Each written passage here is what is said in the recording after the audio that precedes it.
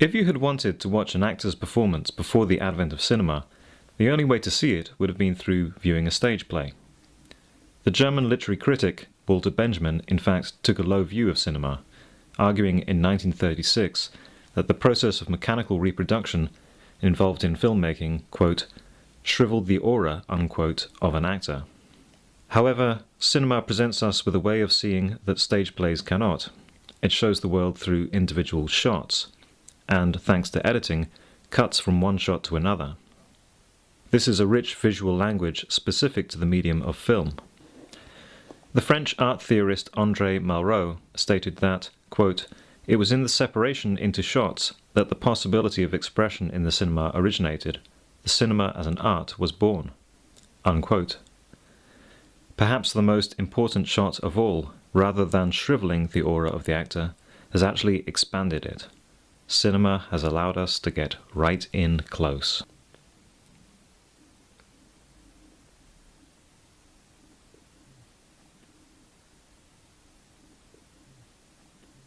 The close-up shot was an innovation that developed a few years into the early filmmaking period. The English maverick film pioneer George Albert Smith used point-of-view close-ups in this film from 1900, cutting as the character looks through the reading glass. In 1903, he made this film in which there is a cut to a close-up which he initially thought would disorient the audience. Yet the clear effectiveness of its use was key in the development of editing. Edwin S. Porter's Life of an American Fireman, one of the first narrative films to use editing, features a close-up of an alarm bell, which signals a call to action for the firefighters. This is perhaps the first instance of a close-up of an object on film. Some key films in cinema history would not have been the same without close-ups.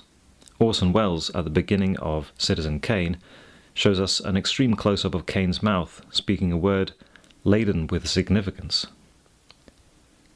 And Danish director Carl Theodor Dreyer shot The Passion of Joan of Arc almost entirely using close-up shots. Modern filmmakers are keen to exploit extreme close-ups for dramatic effect. So what is a close-up? Well, it's a shot that tightly frames a subject, showing detail. In media studies, content, audiences, and production, close-ups are said to, quote, convey meaning according to the principle of synecdoche, in terms of which the whole is represented by a part, unquote. The close-up focuses our attention on an object, an action, a person, or maybe the emotion of a person. Just as camera shots are divided into distinct categories such as long shot, mid shot, and close-up shot, so close-up shots are also divided into their own subcategories. Here's a medium close-up shot, which usually frames someone from around the chest level to the top of the head. A standard close-up shot shows the head and also some of the shoulders, or it may isolate the outline of an object. An extreme close-up shot shows very close detail of a person or an object. Less commonly used is a big close-up shot, which shows the face without showing the whole of the head or much of the shoulders.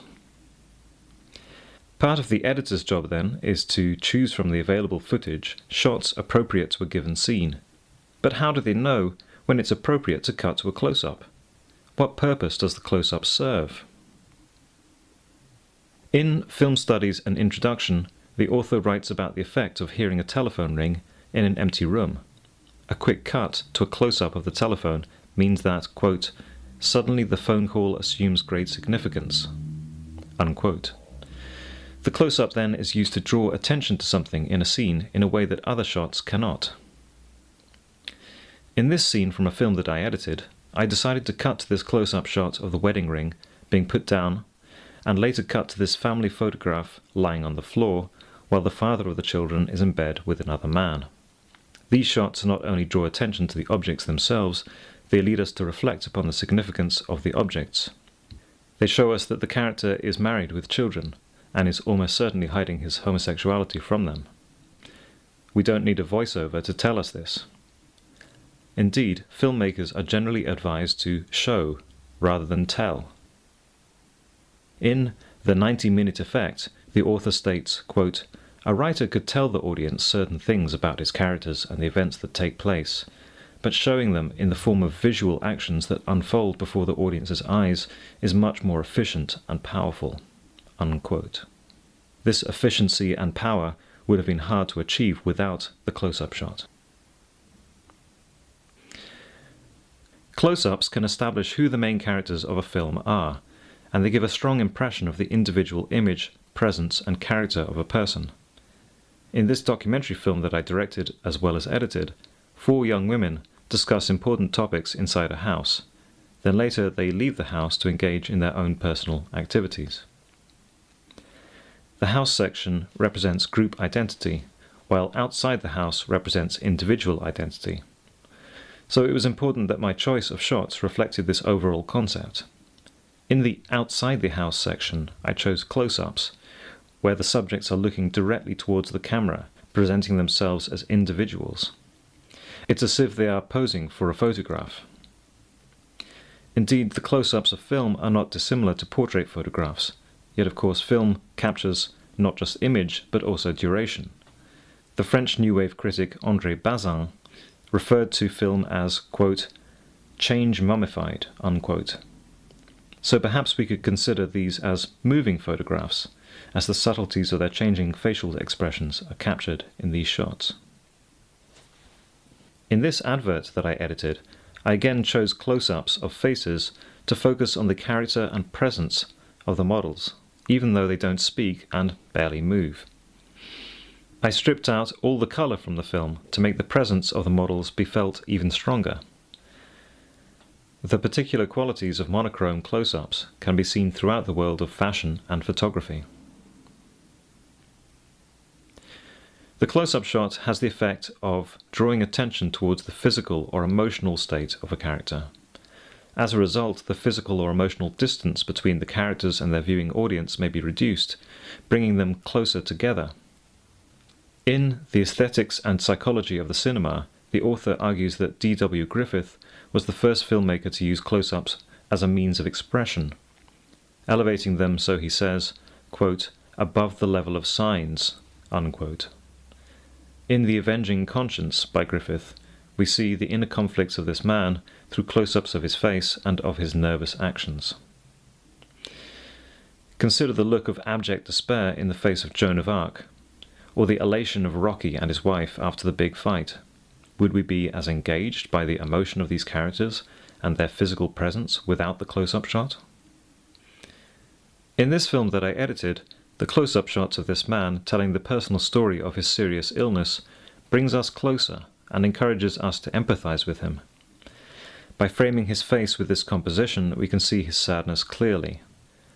Close-ups of his face are juxtaposed very deliberately with close-ups of his working environment, which is meant to bring us into his world and the physical nature of the work he carries out.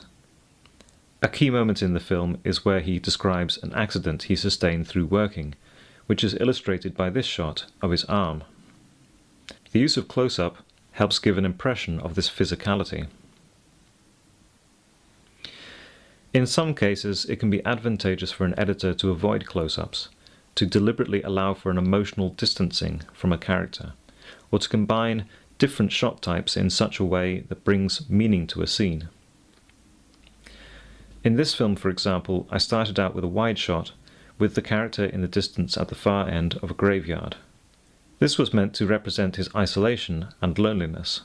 I cut closer until we get a very tight close-up, combined with a direct address, that pulls us into the personal story of this character. Sometimes the editor finds that the shot that they need for a scene is just not available. For example, in this film that I edited, the boy's love interest is framed in a beautiful close-up and we see the boy's response. Let's watch that again.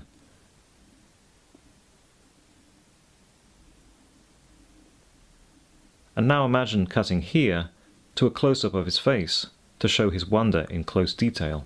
That would have been the best shot to choose, but it was not recorded on the shoot. Let's look at another part of the film. A close-up of the girl's face would have been useful here to focus in on her surprise and elation as she finds her favourite computer game. but again, unfortunately, the shot was not recorded.